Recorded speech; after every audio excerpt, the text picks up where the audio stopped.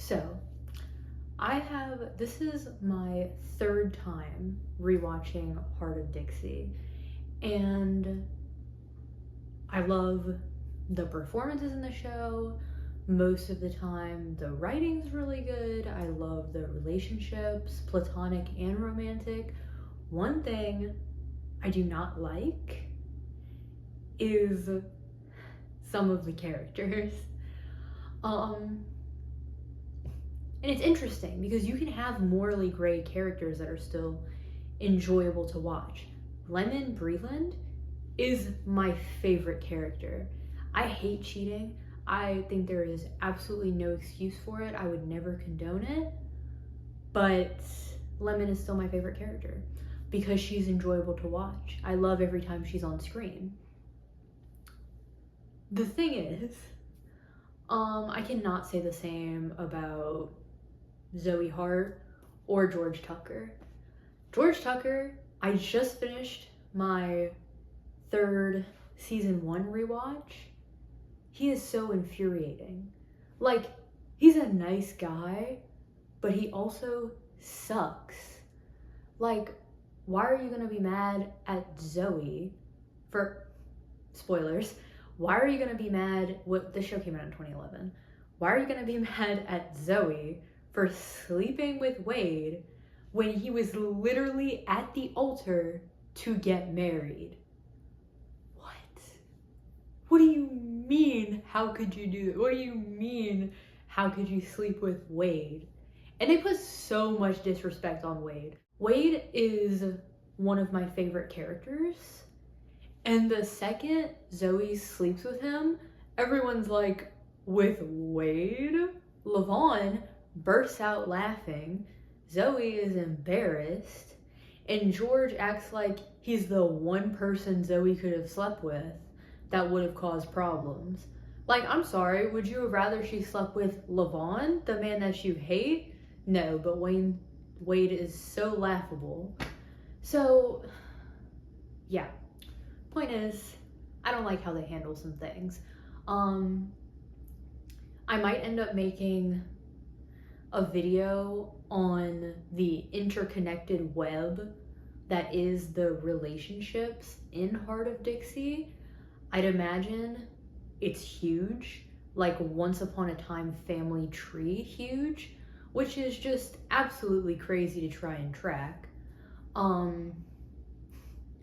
There would be so many characters within the interweb that have all these different connections. So I think it'd be really fun to try and draw or map it out. I'd need a way bigger whiteboard than I currently have, but I could make it work. Maybe even on my spare bulletin board paper, which is just off screen. But anyway, so the scene that I rewrote, that I will act out, is the scene right after Zoe Hart breaks up with Judson, after Lavon has just told her, sorry, not Lavon, after Rose has just told Zoe that Wade likes her. And this is her response. I have my rewrite memorized. I'm not memorizing her response. Not that I couldn't. It's short. It's just plain rude. Wade, let's face it, and I'm mocking her, but only slightly.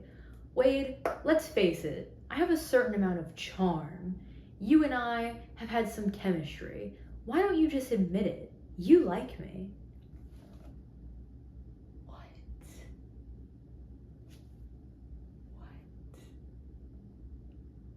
How are you gonna, that's so mean. That's so mean. Because she has no interest with being with him at this point. So he doesn't admit to it in the scene that he does like her, even though he does. But it's like, what would have been her response if he said, yeah, I do like you?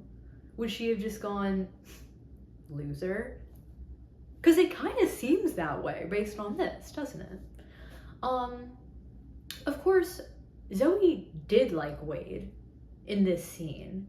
She just didn't see him as adult enough for a relationship, even though they're all 30 years old.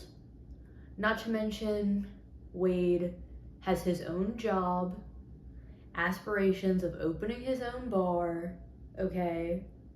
He's making moves. It's not like he lives with his dad. He actually financially supports his dad. But he's so unadult just because he acts childish. Maybe he acts childish because you're so mean. Come on, Wade. Let's face it.